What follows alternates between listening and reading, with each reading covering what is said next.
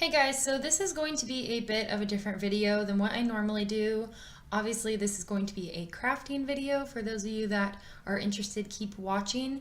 I'm going to be sculpting Moose the Mini Bully. He is a mini bull terrier. For those of you that don't know, he is LaurDIY's dog, or Lauren, and he is one of the cutest internet dogs, in my opinion, out there. So I decided to sculpt him. The reason I'm doing this is because I thought it'd be fun to make a mini series of me trying to recreate YouTube pets. And I thought Lauren might appreciate this if she ever sees it because she is a crafty person herself.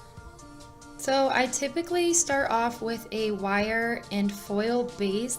I like doing that because it uses less clay and makes the sculpture less heavy.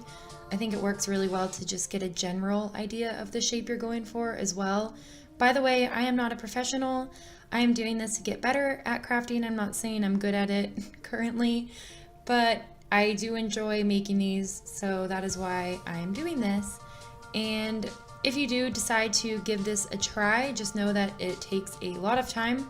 Obviously, this video is sped up and I cut a lot of the work out because I had to edit this all and it was a nightmare. If any of you are interested, I can make a more in-depth video of exactly what I do. I can take you step by step. I just thought it would be nice to get this video out there and show you the basics of what I do and see if anybody was interested in more of these videos. If you guys do like these videos and you want more, leave a comment, and also leave a comment telling me whose pet you think I should make. So right now I am just getting the clay on the sculpture. I am doing a bit of smoothing, but you will see later in the video that I go back and re-smooth everything out because I have to keep touching it. So obviously it's going to need smoothed out right before I bake it. And yes, you do have to bake this clay. It doesn't just harden on its own, which I personally like because I take long breaks in between making these and I just set them out and leave them there and they don't dry up or anything, and it's really nice to have clay like that.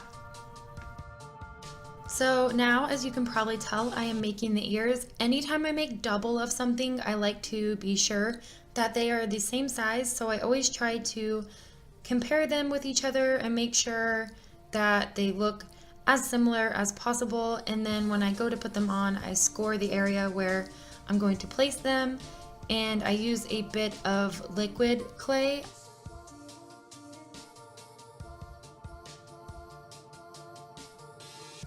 And then I just press them on and blend them in with some of my clay tools.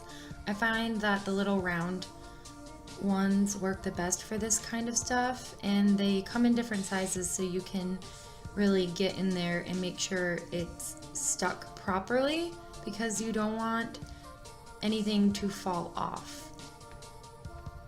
So now I'm just going back all over and smoothing everything out with a Q-tip and some clay softener. I do this right before I bake anything. After baking the clay, it is time to paint it because obviously you don't want just a gray sculpture. Unless you do, then you do that. But I always cover everything I do in a few layers of regular white acrylic paint. I find that the paint tends to soak into the clay a bit, so it's best to do a few layers. I'm sure there's something you could put on it to prime the clay before painting, but it's just easier for me to slap a few white layers on there and then continue with regular painting. Now, eyes and face details are where it starts to get kind of tricky, at least for me. I'm not a great painter, so I have to be really careful with what I do. But the reason I also do a white layer is because I can just go over something if I mess it up and blend it back in and start fresh, if that makes sense. So I always try to do the white base and then start adding in some face details, and I typically go back and forth between what I do. I don't finish one part and then move on. I am all over the place when I craft. I also just want to quickly say that I think painting is where these sculptures really come to life. Obviously, you need the general shape of the animal and everything like that, but if you can paint the details exactly how they are on the dog or whatever you're making, I think that is far more important than a really great sculpture. I think getting all those little details of the animal is what really counts. So I just wanted to say that because I always aim to make the colors and the features as similar as I possibly can. I know it's not a realistic sculpture, but if you can tell by his pictures, I try to do every little spot exactly how it is on Moose, on the actual dog. So now, as you can tell, I am finishing up. I always paint the bottom as well. I feel like that's a nice touch. And I like to paint little paw prints on the bottom. I just think that's super cute. I won't always match it to the actual pet. I usually just do a black or a white bottom, but I do like adding in the paws. I think that's super adorable and fun.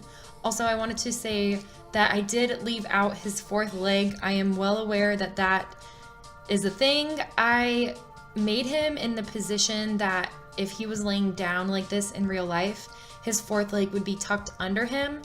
And so I made like the little haunch area or whatever you want to call it. And then the rest of that paw would be tucked under the leg. So that is why he only has 3. I tried it a few different ways and it didn't look appropriate. So I went with this.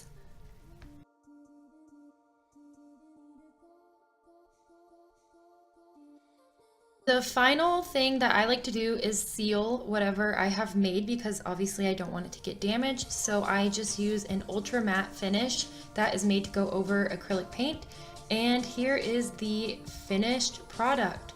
Hopefully it looks enough like Moose. I hope you guys enjoyed this video. Please hit the subscribe button if you liked it, and I will see you next time.